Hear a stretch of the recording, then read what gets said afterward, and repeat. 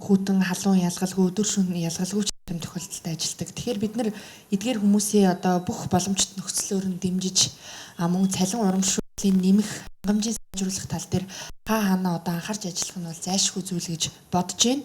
За тэгээд хамгийн түрүүнд асууж тодруулахыг хүсэж байгаа зүйл юу вэ гэхээр энэ хэсгийн ахлагчдын цалингийн хувьд бол насны хувьд тэр статистик тоог сая харлаа. Тэгэхээр гарт олгож байгаа мөнгөнд үнэтэй ингээд харьцуулаад үзэхэд маш бага. Яг аргагүй одоо энэ цаг үетэйг нөхцөл байдалтайгаа харьцуулаад үзэхэд урамшууллын хувьд бол маш бага байна. Тэгэхээр цаашдаа бид үүнийг нэмэгдүүлэхийн тулд юун дээр анхаарч ажиллах одоо ямар боломж нөхцөл байгаа юм бэ гэдгийг бас судалж үзсэн үү, судалж үзэж байгаа юу, ер нь боловсруулсан санал байгаа юу гэдэг ийм эхний асуулт байна.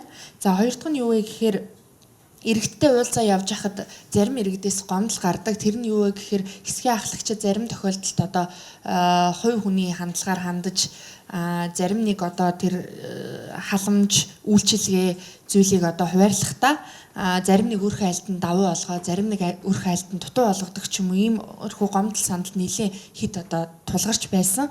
Тэгэхээр энэ тал дээр бас ямар байдлаар зохицуулт хийж байгаа вэ гэсэн хоёр дахь асуулт.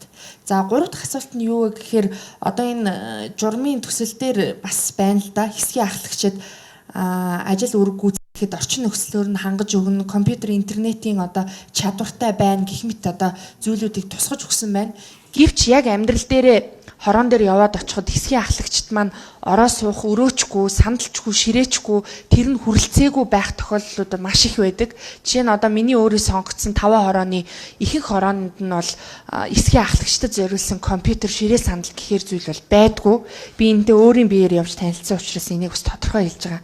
Тэгэхээр энэ тал дээр бас одоо ямар зүйл төлөвлөж байгаа вэ? Ямар боломж гарц гаргалгаа байгаа вэ гэсэн ийм 3 асуултыг асуумаар байна.